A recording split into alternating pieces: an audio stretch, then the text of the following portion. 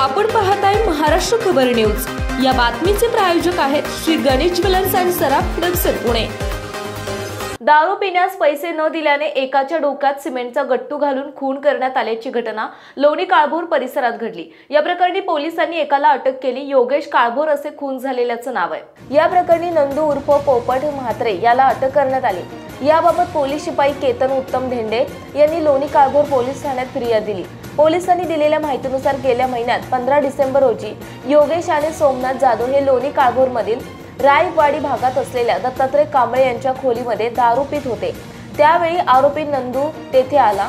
त्याने योगेशला शिवीगाळ केली। दारू पिण्यास पैसे का दिले नाही अशी विचारणा करून त्याला धक्काबुक्की केली।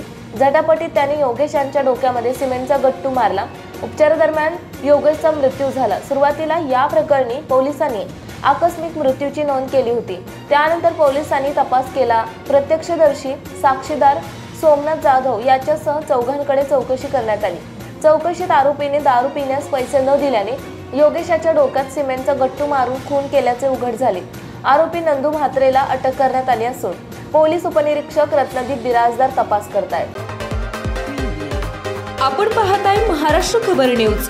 या बातमीचे प्रायोजक आहेत Shri Ganesh jewellers and Saraf products Pune.